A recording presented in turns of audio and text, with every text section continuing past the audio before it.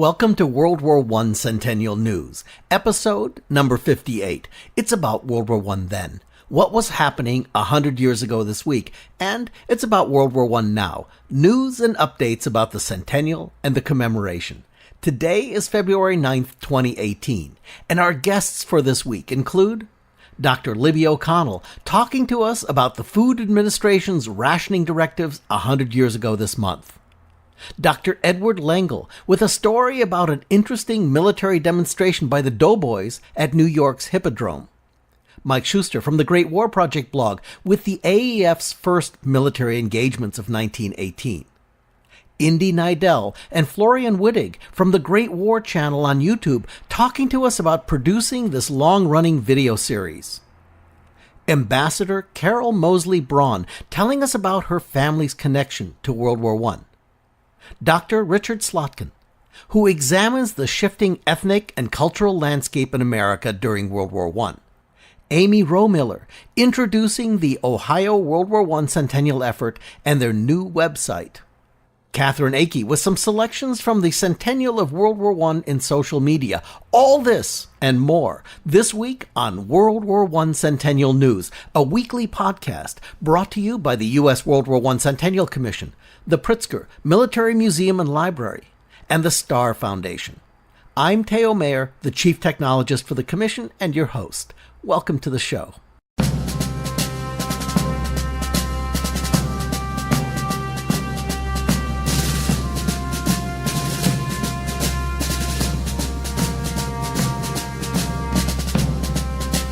Food will win the war. That was the rallying cry for Herbert Hoover, a mining engineer by training, an entrepreneur by character, and a public servant by circumstance. Herbert Hoover was in Europe in 1914 when it all hit the fan.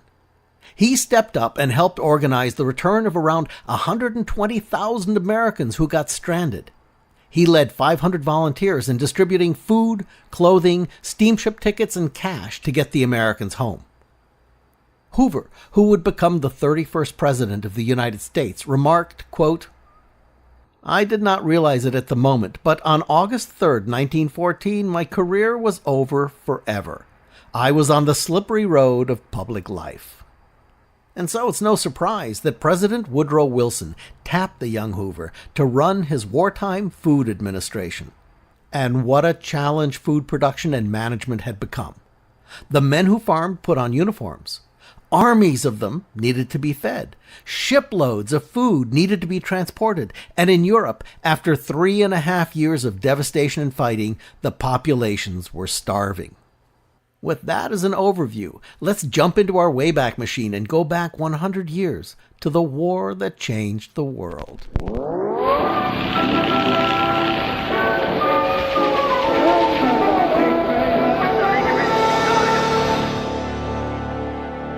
It's late January 1918. President Wilson issues a proclamation in the official bulletin, the government's War Gazette, published by George Creel's Committee on Public Information.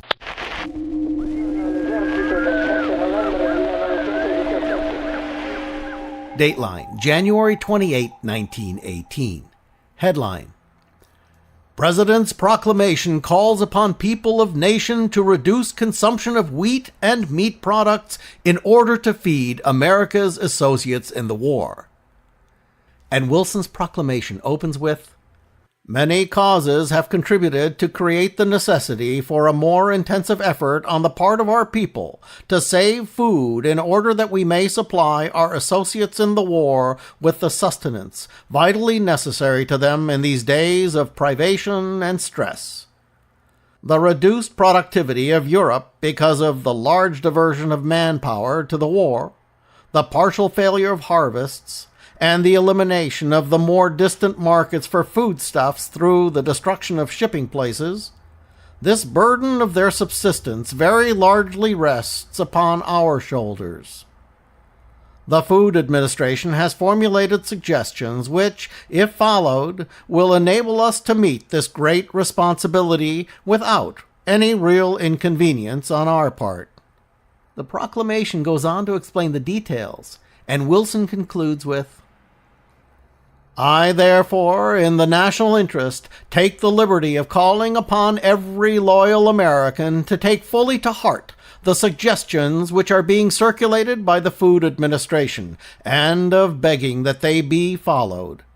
I am confident that the great body of our women, who have labored so loyally in cooperation with the Food Administration for the success of food conservation, will strengthen their efforts and will take it on as a part of their burden in this period of national service to see that the above suggestions are observed throughout the land.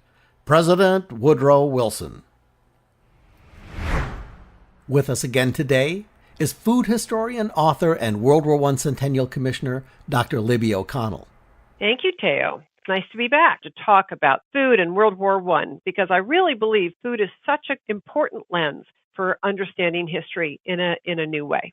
So, Libby, the cry was, "Food will win the war," and this particular program came to be known as Meatless Monday, Wheatless Wednesday. Can you give us some perspective? Was it effective? Well, it was effective in two ways. The amazing thing about this campaign is that it's the first national campaign that unites all citizens without actual rationing. It is totally voluntary. That's very important for everyone to know. This is not the rationing of World War II. This is a voluntary program, and Hoover, working with the mastermind of propaganda, George Creel, end up creating a very effective campaign. The campaign will produce 15% reduction in domestic food consumption, leaving 18 million tons of food available to be shipped to the Allies between 1918 and 1919. A very short window of time. So it's a very effective, integrated campaign, integrated nationally and with the states' cooperation as well. Their posters were these wonderful means of communication that the Bureau of Public Information, George Creel's group, created with Herbert Hoover and got the word out to libraries, at train stations, in supermarkets, everywhere. And popular periodicals and newspapers as well would have the same message in different colorful ways of expressing it, talking about conserving food consumption, increasing food production, and increasing home conservation, by which they mean home canning, really. And they offered different ways you could do this. And one of them is the idea of not eating as much meat. By meat, here during World War I, they meant beef and pork, because that could be exported. They encouraged people to eat poultry, all types of poultry, and fish as well. So it's not like no one's eating animal products, but they're supposed to reduce the amount of beef and pork that they eat. And also the idea of reducing the consumption of wheat. Wheat is very important for the making of bread, as well as other things, but there are lots of substitutes that you can use to make bread, including corn flour, which we have a lot of. We have masses of corn here. The Food Administration recommended people to cut the use of wheat in half, so that you would, when you made bread or you were having cereal, it would be only half wheat and then half other grains. The reason why wheat is so important is it is exported to Europe and baked into bread. The feeling is that if you have the civilians in Europe with an adequate supply of bread to be able to feed their families, you will reduce social unrest and you will increase the food available for the soldiers there.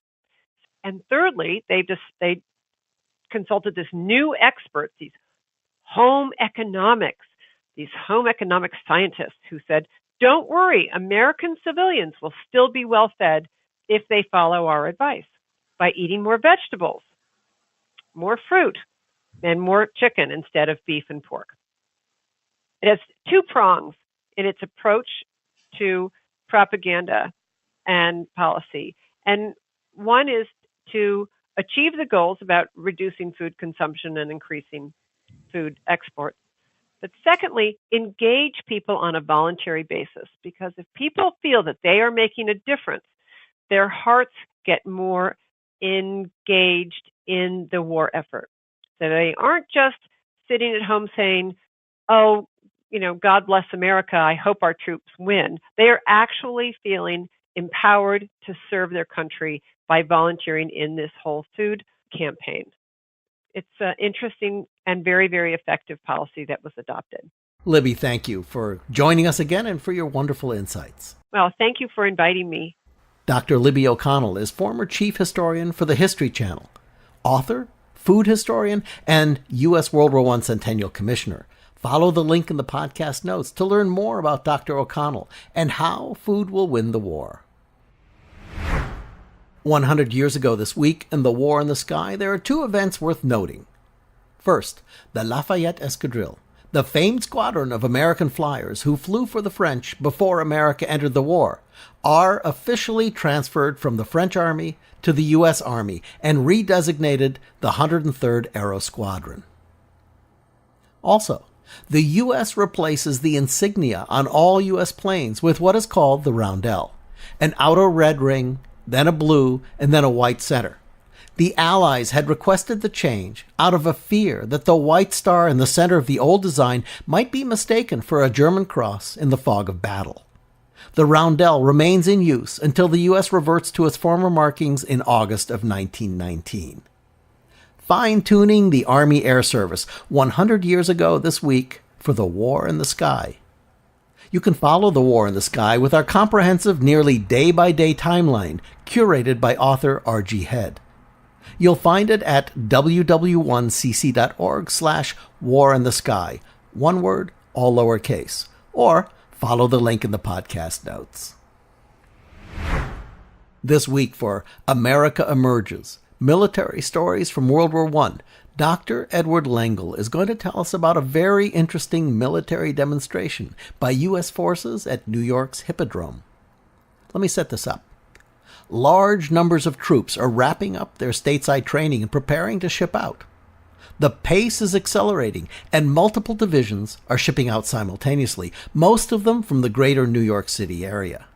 Logistics for juggling railways, encampments, embarkations and debarkations, facilities, ships, food, fuel, and weapons is ever more challenging. But the doughboys are pumped and gripped with the excitement as they prepare to take it to the Kaiser. Their adventure is about to begin. This is where Ed picks up the story in New York. So the Hippodrome is an incredible building. It's like a fairy tale castle on Manhattan. It was on 6th Avenue between 43rd and 44th Streets. It doesn't exist anymore, but at the time it was opened in 1905. It was considered the world's largest theater. It had a stage alone that could accommodate 1,000 people, including elephants and other kinds of animals, and an audience of up to 5,000 spectators. 100 years ago this week, on February 3rd, 1918, a regiment of doughboys appears on the stage. They pull in at Penn Station that morning. These are guys from the 77th Metropolitan Division, draftees from New York City, of the 308th Regiment. And they march off to the Hippodrome. Now, the 308th Regiment would later become known as the source of the famous Lost Battalion that was surrounded in the Argonne Forest for several days in October, attacked by the Germans on all sides. These men would in future become heroes, but now they were just green troops, and appear on stage in front of a huge crowd.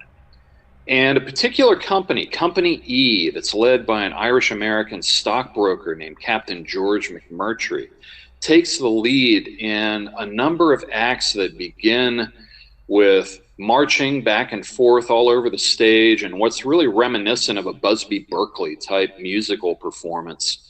They even, the troops gather around a campfire and sing wistful songs of home and love of country. They end up with the Star-Spangled Banner.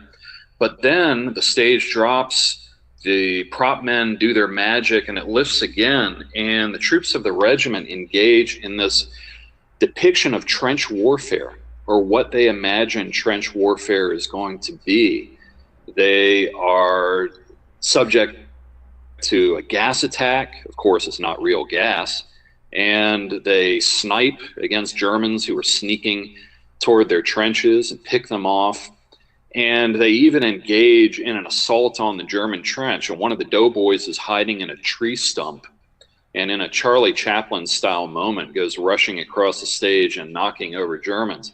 Well, to the audience, this is not comedy. To the audience, this is real, and this is what they think trench warfare is really going to be like.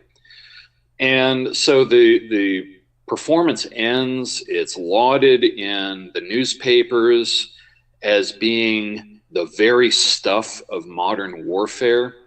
And it's regarded as being a pure depiction of what trench warfare is going to be like. Now, the terrible irony is that all the men who choreographed and led this performance would either be killed or wounded in the Argonne Forest on the Western Front.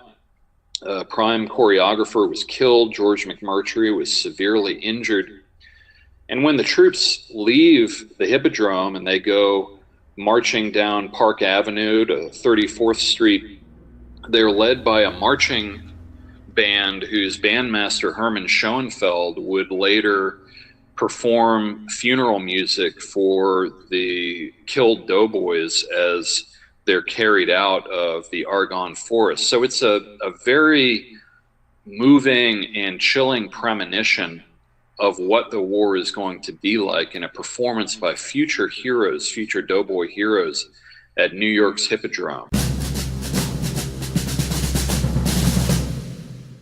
Next week, Dr. Edward Lengel will tell us about the 32nd Red Arrow Division, made from the Michigan and the Wisconsin National Guard.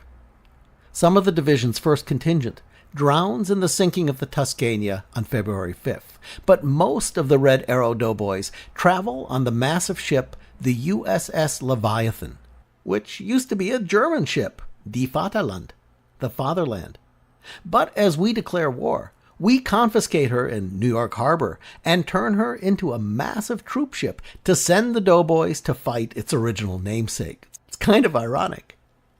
Dr. Edward Lengel is an American military historian, author, and our segment host for America Emerges, Military Stories from World War I. There are links in the podcast notes to Ed's post and his website as an author. Now on to the Great War Project with Mike Shuster, former NPR correspondent and curator for the Great War Project blog. Mike, your post this week is titled, "The Americans Are in It," and by that you mean in the trenches and in the fight. I don't think your story this week needs any more introduction than that. No, I don't think so either, but the headlines read, "The Americans are in it and the clocks are ticking. Melt down the church bells," special to the Great War Project. American soldiers are now in the war.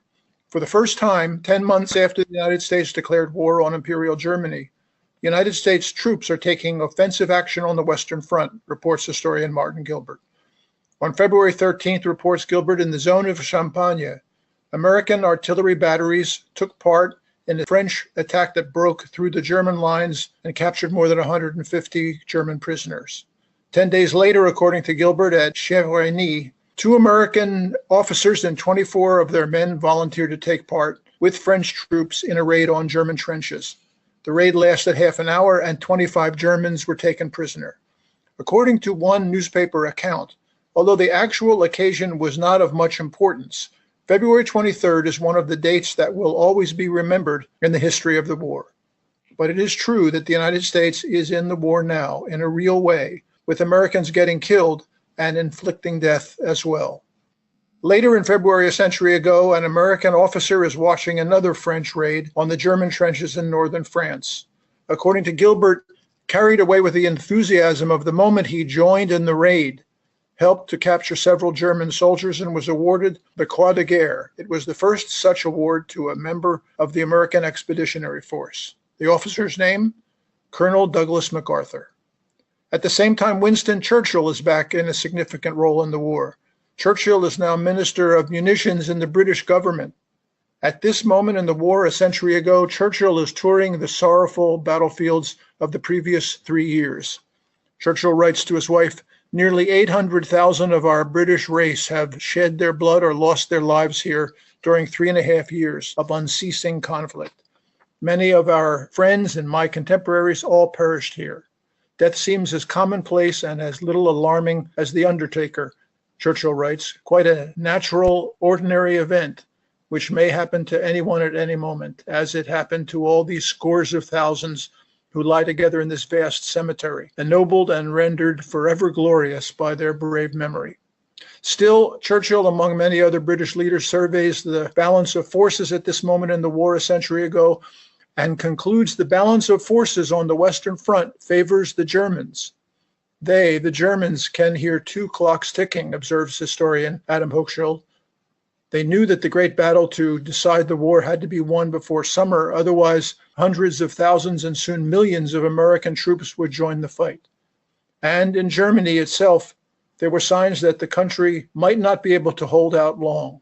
Civilians were suffering more painfully than ever. With imports kept out of the British naval blockade, metal was so scarce that everything possible, kettles and cookpots, doorknobs, even more than 10,000 church bells were being confiscated and melted down for munitions. And that's the news for this week from the Great War Project. Mike Shuster from the Great War Project blog. Every week we tell you about these wonderful videos on YouTube from the Great War channel. The channel has some pretty impressive statistics. It launched in May of 2014, has published over 515 episodes, has over 800,000 subscribers on YouTube, and has earned over 120 million video views. Earlier this week, I called Indy Neidell, the show's host, and Florian Wittig, the series producer, at their studio in Berlin to learn a little more about their experience in producing the Great War channel. Indy, Flo, welcome. Well, thank you very much. Great to be here. Hi, Theo. Thanks for having us. So, gentlemen, I wanted to bring you on the show not to talk about World War I, but to talk about telling the story of World War I. Ah, clever. So, Indy, this project came together in the spring of 2014. Can you tell us who and how it happened? I had an old friend of mine named Spartacus Olsen, at the time the CEO of Mediacraft Networks, which was a German YouTube network. It was the largest at the time. And they produced O&O channels they owned and operated. So he had me come down to Cologne, where they were headquartered, to pitch a bunch of shows to him and to the rest of the board there. And I had 5 ideas for shows that I thought could take off as YouTube channels. And one of them that Sparty and I came up with together was, since it was 4 months before the 100th anniversary of the beginning of the war, one of them was doing what we called at the time World War I Weekly, although it changed obviously to the Great War. And even already then, in March of 2014, we'd sketched out roughly how an episode would look. Now, I didn't even really start writing the episodes until near the end of June. And it wasn't until mid-July that we shot the first few episodes, because of course the first one came out July 28th, 100 years later, that we shot the first few episodes and a couple of prelude specials. So it was very much a race against time to get it started, but that's how it came out. So Flo, how did you get involved in the project? Yeah, my first day on the show was on 14th of July. So basically I think 4 days before the first filming session. And I just, I had a job interview a week prior and I said, yeah, can you maybe start next week already? Yeah, that would be great. And then it was like, okay, we need maps. Here is a script. Can you check it? This is Tony, by the way. He's also one of the producers. Say hi. I hope you want to work together for the next 4 years. And that's how it started. So, gentlemen, for us, this is podcast episode number 58, and you're somewhere near episode 520. Now, that leaves me in awe, but it also leaves me with a question for you, Indy. World War I is such an incredibly, insanely, bizarrely surreal story. How do you think immersing yourself so deeply in this and for so long, how's that affected your worldview? Oh, that's a good question. It really has in many ways. First of all, because now, obviously, after writing, 500 scripts and doing research for most of them, I know a lot of weird stuff about the war, like countries and movements and political actions and things that I never knew existed, that you can always take something away from that. But just thinking of the war itself, I grew up in Texas, right? And I did study history at university, but it was mostly Renaissance European, early modern European history. So, and, I learned about World War I in high school like everybody else did. But since we learned mostly about American participation in the war, we learned mostly about the Western Front. And you grow up thinking, oh, well, World War I was a war that was mainly fought in Western Europe. And of course, working it now, when I'm writing whole episodes about the Mesopotamian front or the siege of Qingdao, the Battle of the Falklands in Germany, East Africa, you realize what a colossal all-world encompassing war it was. And the, 13 or 14 fronts when 11 or 12 were active at the same time, and the vast number of men from every single continent that came. I never really knew the scale of the war, nor what long-term impact it had aside from just being a war. I mean, for example, in the 4 years from 1914 to 1918, medicine advanced more in those 4 years than it has in any 4-year period of history before or since. You don't realize the enormous leaps and bounds, of course, for good, for better or for worse, that technology took. I mean, it's great that you develop mobile X-ray machines, but maybe not so great for us that flamethrowers and stuff were developed at the same time. Well, Indy, we started changing the nomenclature for it as the war that changed the world, and I think that's really appropriate. Absolutely. The Europe of 1913, let's say the world of 1913 and the world of 1919 were not 6 years apart. They were, in many ways, completely unrecognizable from each other. The entire social structures were changed. 4 great empires ceased to exist. I mean, before the war was an age of empire. After the war was an age of isms. Communism, republicanism, isolationism, capitalism, any ism you can think of, that was the 1920s. It's called a world war for a reason. Yeah. That's like what one fan actually wrote in at some point. I now understand why it's called a world war. Yeah. And I think that sums up our learning experience on the team here pretty well. Flo, you and I have been chatting every month for a few years now, and I've really enjoyed watching you guide the project to where it is today. Now, one thing that struck me is how incredibly dedicated to your audience you guys are. Can you tell us about them? Yeah, I think that's definitely one of the greatest things about working on the show is to get in touch with people all over the world. I mean, we have dedicated fans in the US, in Canada, of course, but also here in Europe, we have fans writing in from Thailand, from Japan, and everywhere that, first they just want to, most of them just say, hey, it's a cool show. And then at some point we realized, from getting comments on YouTube that some of the people actually have a wealth of knowledge in some super specific things like, hey, I know a lot about this type of landing craft. Hey, I know a lot about this kind of battle or this kind of uniform and everything. And I think that's one of the best decisions we made is like, we want to work together with the community, and this kind of feedback is like the one thing that I think catapulted the show in terms of quality from 2014 to 2018. There's also a good metaphor in this for, I mean, a lot of the people are from different countries, and 100 years ago, I'm German. When we meet someone from Poland or someone from Ukraine or something, then 100 years ago we might have sat on opposing sides of the battlefield, and now we can work together to record this kind of and preserve this kind of history. Well, and also, and I've said many times, and I like saying it about the show, that the Great War, that's the first ever global, free, real-time, interactive documentary, and I think it's important that it's interactive, and that's hence YouTube and stuff. I mean, somebody once wrote like a couple years ago in a comment on one of the episodes, this is the only channel on YouTube where the comments don't suck. And I think it's true, actually. I read through the comments all the time. I'm happy to answer comments, and Flo answers as the channel, and I answer as me. Guys, thank you so much, and have a lovely day. Oh, you're welcome. Yeah, I'm happy to talk about the war. That's it's what I do. And thanks to you, and keep up the great work for the Centennial Commission. Yeah. Excellent. Indy Neidell, the host, and Florian Wittig, the producer of the Great War channel on YouTube. Follow the link in the podcast notes. It's time to fast forward into the present with World War I Centennial News Now.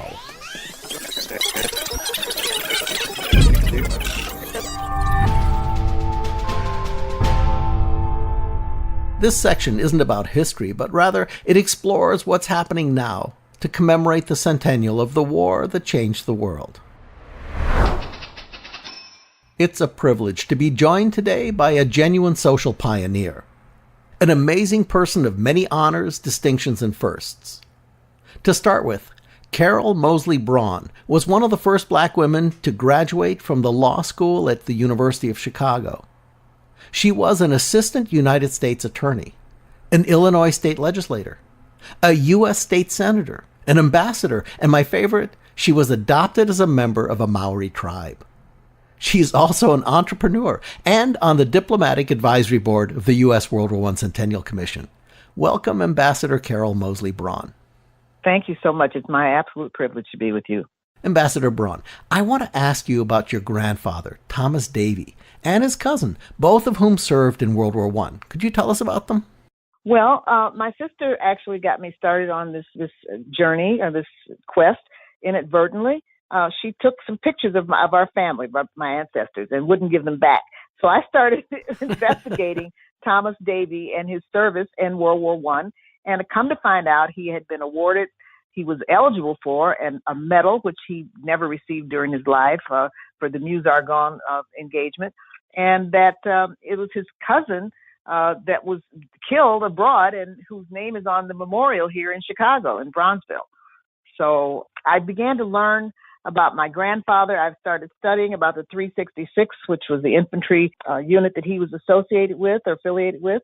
And so it has been a real adventure learning about World War I. I'm really excited about it. And again, it was some unknown history that I did not know, both family history and history of the United States that frankly I was completely in the dark about. Now, most men didn't, but did Thomas Davy talk about his experience when he came home from the war? You know, he did not. I was a child when he died, and so he would not have. He may have talked about it with my mother and with the older generation, but he never talked with me about it. I had to go on a journey to find out this information at all. We just didn't have any records of it. We had one picture of him, which I now have here in the house, a picture of him in his uniform. And he looks really dapper and wonderful, but I've been basically unraveling the tale of his service over those years. Ambassador Braun, you've been helping us advocate for this, but why do you think that America needs a World War I memorial in the nation's capital?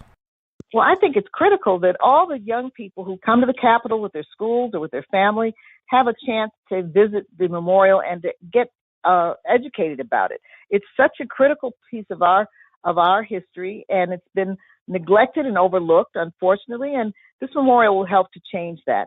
I'm just hopeful that we can get the word out, as you are doing here today, why this was so important to the world, not just the United States, but to the world. It changed everything. And I think history that fails to acknowledge how important this war was in the scheme of things is incomplete history and therefore a fraud.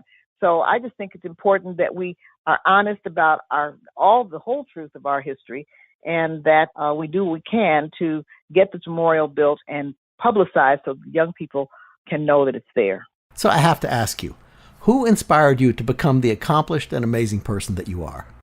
Well, that's really sweet of you to ask. I appreciate the question. I took a great inspiration from my family. The women in my family were all strong women, and so my mother, my aunt, etc. And they led the way and made it possible for me. Just like World War I opened the door for our country to be the superpower that it is, my ancestors opened the door for me to be able to go on and do things that they frankly could not even have imagined. My mother would not have imagined being a law school graduate or being a lawyer, although she aspired to that. And so I was able to do that and then move on and get to the United States Senate and then become an ambassador. So that's the American dream right there. And so I just think that World War I encapsulates both the good, the bad, and the ugly of our American experience. And I think, therefore, it's really important that we tell the stories and we make sure that the next generation knows exactly about the contributions and sacrifice of these Americans. Ambassador Braun, thank you for sharing your thoughts and your family story with us. Well, I'm delighted to do so. Thank you for asking. Ambassador Carol Moseley Braun is a pioneering politician, former U.S. Senator from Illinois. She was the ambassador to New Zealand and Samoa, and she also serves on the Diplomatic Advisory Board of the World War I Centennial Commission. Read more about her at the links in the podcast notes. We're going to start this week in our Remembering Veterans section with Dr. Richard Slotkin, historian, Professor Emeritus of English and American Studies at Wesleyan University, and author of the book Lost Battalions, The Great War and the Crisis of American Nationality. Welcome, Dr. Slotkin. Thank you very much, Teo. Dr. Slotkin, your book looks at the changing American cultural identity as experienced by two different military units, the 369th, a black regiment, and the 77th, the Melting Pot Division. Why did you choose these two units for your book? This World War I period is the culmination of a 40-year period in which racism and ethnic prejudice in the United States were constantly accelerating. It's a period when Jim Crow is being established in the South, segregation, disenfranchisement, and lynching. But also, the racial prejudice against blacks is being transferred to the so-called new immigrants, particularly East European Jews and Italians. And the anti-immigration movement, the sort of the slogan is formulated by Lawrence Lowell of Harvard, who said, "Indians, Negroes, Chinese, Jews, and Americans cannot all be free in the same society." And that's where things stand in 1917. And then the United States gets involved in World War I, and overnight, they've got to raise an army of 3 million. So they've got to bring blacks and immigrants into the army, and they've got to bring them in with some enthusiasm. So there's a 180-degree reversal. And the War Department adopts a policy which says soldier after soldier is to be turned out fit and eager to fight for liberty under the stars and stripes, mindful of the traditions of his race and the land of his nativity, and conscious of the principles for which he is fighting. And it's that big reversal that produces these two units recruited locally in the New York area. One is the 369th Infantry, black infantry, originally the 15th New York National Guard Regiment. And the 77th Division is raised really from the, basically from the tenements of New York and trained out in Yaphank, Long Island. And I chose to write about them because, first of all, they're from the same place. They're both raised in the city. These are the two groups whose citizenship is under threat before 1917, and through service in the Army, they're hoping to win an equal place in American society. So how did the experience of these two units differ in terms of being marginalized ethnically? The common experience, of course, was combat. And both of them had a heroic record in combat. The 369th served with the French Army and was awarded the unit citation of the Croix de Guerre. There's the whole regiment got the Croix de Guerre, which is the highest French medal. And the 77th Division, particularly the 308th Infantry, became the famous Lost Battalion. So they fought a kind of Alamo fight in the Argonne Forest for 7 days, surrounded. 3/4 of them became casualties. They never surrendered. So they had this heavy combat experience. They're like a social microcosm of American society, particularly in New York City. Working class soldiers, and the officers are predominantly Ivy League graduates, and Wall Street lawyers and stockbrokers to a large extent. So you get in the interactions within the regiment a kind of a byplay between the classes. And one of the astonishing things about him is that in both cases, they developed mutual respect and affection going both ways in the regiments. They were well officered, and it worked out very well for them. The big differences are the American Army was segregated. Pershing at first did not want black units serving alongside white units. So he shipped the 369th to the French Army. They called themselves les enfants perdus, the orphans, the lost children of the American Army.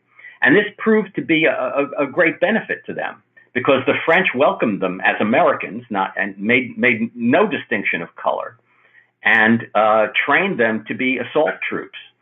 The bad part is that whenever they came in contact with the American Army, they were Jim Crowed. The officers in rest camps, white MPs, that is sergeants, were told that they didn't have to obey orders given by officers of black regiments. And there was an instruction issued to the French from the American Army headquarters that it was dangerous for the French to treat blacks in an equal way because it would give them ideas that would be dangerous when they came back home and had to go back under Jim Crow. So that's the big difference.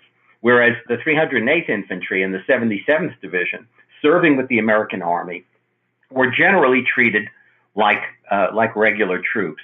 The only real difference is that very few, and I couldn't actually find any, of the ethnic soldiers, the Jews, the Italians, the Chinese, who actually served in the regiment as well, were promoted above the rank of sergeant major. None of them became officers. From your point of view, why should American students be taught about the exploits of these soldiers? I think there's a couple of reasons. First, it's just an act of historical justice to remember the service of these soldiers who fought for their country under very difficult circumstances, who accepted in good faith the idea that if they served patriotically, they would win equal treatment. And I think it's particularly relevant now that we're experiencing such a heavy racial backlash against racial minorities and ethnic minorities, particularly new immigrants, to be reminded that the same prejudices were being laid out 100 years ago, and that the answer to it was really to open the country, to accept these people. And what you found was that their patriotism was capable of making the highest sacrifice. I should also add that although they served during the war with the promise of equality, when they got back, the promise was broken. Jim Crow got worse in the 1920s. The Ku Klux Klan got up to 5 million members nationally in the 1920s. So far as immigrants were concerned, Congress passed the Immigration Restriction Act in 1924, which limited the number of East European Jews, Poles, Italians, and of course Asians who could come into the country, radically limited, so that in the 1930s Jews would be trapped in Hitler's Germany as a result. And the soldiers resented the breaking of the promise, and some of the activism for civil rights that began in the 1920s and 30s was led by veterans, Jewish and black veterans. Dr. Slotkin, thank you for your insights. You're very welcome. Dr. Richard Slotkin is a historian, professor emeritus, and author. Follow the links in the podcast notes to learn more about him and his books. And now for A Century in the Making, the story of America's World War I Memorial in Washington, D.C. In this segment, we take you on an insider's journey that explores this grand undertaking and the people behind it. In the summer of 2017, the U.S. Commission of Fine Arts and the National Capital Planning Commission unanimously approved the conceptual design for the memorial, centered around a monumental work of bronze sculpture. Sculptor Sabin Howard then embarked on an 8-month effort to bring the memorial to life. And as you heard from Sabin himself in our podcast episodes number 54 and number 55, the sculpture has evolved from his original sketches and drawings into 3D images and 3D models. Sabin's efforts at the Weta Workshop in New Zealand culminated in late January with the creation of a sculptural maquette of the proposed design. Essentially, that's the sculpture at a 1/6 scale. Last week, you heard an audio documentary on this show as the striking model, which is around 10.5 feet long by about 1 foot high, arrived in Washington, D.C. The maquette serves as the first draft of the memorial sculptural design and development and is scheduled to be presented to the Commission of Fine Arts on Thursday, February 15th for their review and feedback. Then on Friday, February 16th, the maquette will be unveiled to the public for the first time on the Fox and Friends television show. Now, pending on all regulatory agency approvals anticipated by the summer of 2018, the design and the development of the sculpture will enter its final production phase, including casting. We actually built 2 of the maquettes to accommodate both public and private displays over the coming months. Watch the unveiling on Fox and Friends next Friday, or come to our website that weekend at ww1cc.org/memorial for a first look yourself. Follow the link in the podcast notes to learn more. And now for our feature, Speaking World War I, where we explore the words and phrases that are rooted in the war. As we talked about at the top of the show, rationing and ingredient substitution became necessary in World War I America. Special recipes were developed to keep food tasty, but also within the rules laid out by the Food Administration's guidelines. These new wheatless, meatless, and sugarless recipes strove to keep familiar foods on the table of America, and they earned their own nickname, which is our Speaking World War I phrase for this week. These wartime foods and recipes were deemed to have been Hooverized in honor of the Food Administration's chief, Herbert Hoover. There was cake made with potato flour instead of wheat, candies made with molasses or honey instead of refined sugar, and bread using a mixture of potato, rye, and corn flour. Well, actually, Hooverized food sounds to me like a very contemporary, trendy, gluten-free, health food, paleo, vegan-esque kind of a diet. But somehow I think Hooverized recipes doesn't sound like a trendy, hip, slick hook, even if it is this week's phrase for Speaking World War I. See the podcast notes to learn more.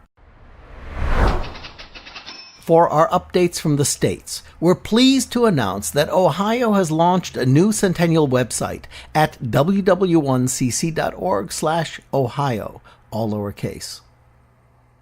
With us is Amy Rohmiller, World War I coordinator at the Ohio History Connection, to tell us more about the site and the World War I Centennial commemoration efforts in Ohio. Welcome, Amy. Thanks, Teo. Good to be here. Amy, tell us about the Ohio World War I Centennial organization. How's it structured and what kind of projects are you guys working on? Well, we have a two-pronged structure, I guess you would say. The Ohio World War I Centennial Commission is made up of people from all around the state in Ohio who have an interest in World War I or who represent groups that are interested in commemorating World War I in some way. So we have World War I reenactors, directors of historical societies with strong connections to World War I, veterans groups, the American Legion, the Ohio Army National Guard historian is on our committee. The state library has somebody on the committee. So we try to represent a wide variety of voices on our statewide committee to plan our signature statewide commemorative events. And then the second role of our committee is to support events that are going on around the state. So we really try to amplify and support however we can events that are going on everywhere. So we know that lots of local organizations, libraries, historical societies, American Legion posts are having their own World War I events. And so we list them on our calendar, send support if we can, things like that. So we're a really grassroots movement. So Amy, what was the experience of Ohioans like during the war? It's really hard to pin down a typical Ohioan's experience of the war. Lots of Ohioans were soldiers and fought overseas in the war. Ohio sent approximately 4% of the entire nation's manpower over to the trenches. We also had one of the biggest training camps in Ohio at Camp Sherman outside of Chillicothe. Over 120,000 troops were trained there. So there's definitely a large military experience of Ohioans. Ohio was also very involved in war production and producing materials and industries to support the war effort. Factories all over the place were involved in that. Armco in Middletown was producing steel for the war. Dayton was producing airplanes and airplane engines for the war effort. At the same time, though, Ohio was also a very German state at the time. There are lots of German immigrants who lived in Ohio, and so they were also experiencing the flip side of all of this patriotism to support the war effort, because there was also a lot of anti-German sentiment here in Ohio. Towns changed their names. There was a town in Northeast Ohio named New Berlin, and the main employer of the town The Hoover Company kind of forced the town to change its name to North Canton to remove any association with anything even remotely associated with Germany. There are stories of dachshund being kind of rounded up in Cincinnati because those are German dogs and you can't have anything related to Germany that way. And German newspapers went out of business. German stopped being taught in schools. So we also have that experience in Ohio too. So it depends on who you were and where you lived, what your experience of the war was like. Amy, your website looks really great. What kind of information should people expect to find if they go to ww1cc.org/Ohio? We are trying to provide a lot of great information about Ohio on the website. So ideally, in the next couple of weeks, you will be able to go online and see articles that delve deeper into those stories that I mentioned previously.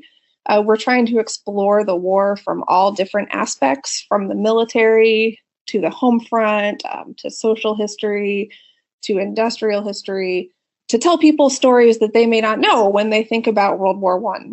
At the same time, we're also trying to get the word out about all of the wonderful events to commemorate the war that are happening in our state. So we are constantly updating our calendar of events with all the events that we know about.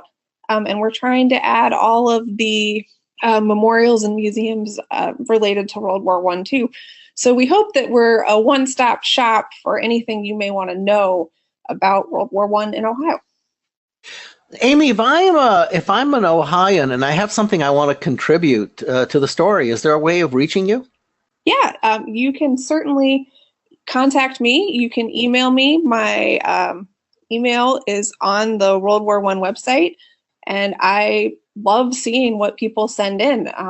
Just last night, actually, we got an email from a gentleman who transcribed his grandfather's World War I diary. So we're trying to figure out where we can put that to make that more accessible. So if you have a story or a resource that you'd like to share, please send it to us. Amy, thank you for joining us today. Thank you. Amy Rohmiller is the World War I coordinator at the Ohio History Connection. Visit the Ohio World War I Centennial website at ww1cc.org/Ohio or follow the link in the podcast notes. And that brings us to the buzz. The Centennial of World War I this week in social media with Katherine Akey. Katherine, what did you pick this week? Hey there, Teo. Popular posts on our Facebook page this week are all about color. The National World War I Museum and Memorial in Kansas City has started a new project, Color Our Collections. You can follow the link in the podcast notes to download a coloring book drawn from the museum's collections, including several of Captain Bruce Bansfather's illustrations.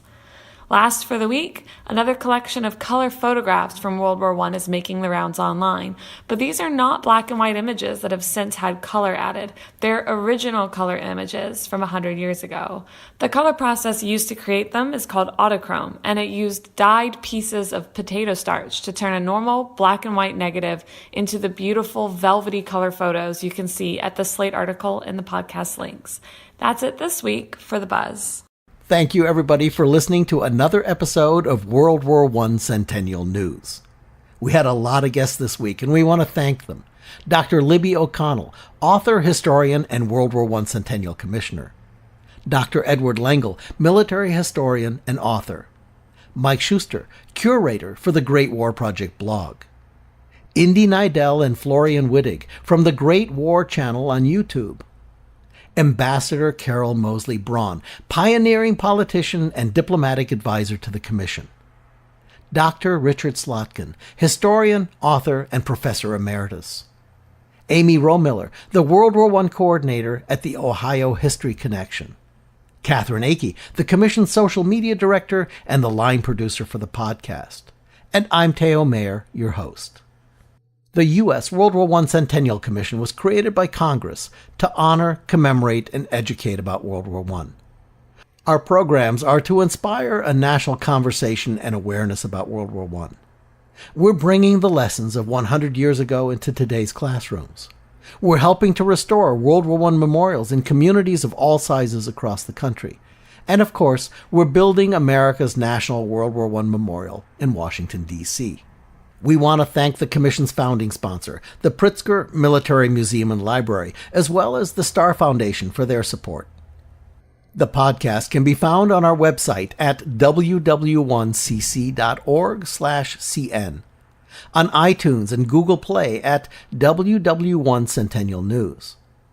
On Amazon Echo and other Alexa-enabled devices, just say, "Alexa, play WW1 Centennial News Podcast." Our Twitter and Instagram handles are both at WW1CC, and we're on Facebook at WW1 Centennial. Thank you for joining us, and don't forget to share the stories that you're hearing here today about the war that changed the world. Those fellas out there don't seem to be very cheerful. Say, let's stand up and sing them a song with some pep in it. Well, I wouldn't stand up too high if I were you, or you'll be singing with a hat in your fist instead of a gun. Oh, we're used to that. This trench is full of heart. Come on, songbird, go to it. We are the Yankee boys, we're full of Yankee joys, and we love with heart so true the old red, white, and blue. As we will flew you bet your bottom dollar here we play until we end the fray. We like the hustle and the noise. We'd rather fight than eat. We know we can't be beat, the lanky Yankee boys. Oh, geez, I need to decide. Is it going to be the low FODMAP gluten-free diet? Or maybe the gut health diet? Oh, wait, the matcha turmeric maca diet. That sounds good. Or the Mediterranean makeover, or maybe I ought to go for vegan 2.0. Oh, forget about it. I'm just going to Hooverize my recipes. So long.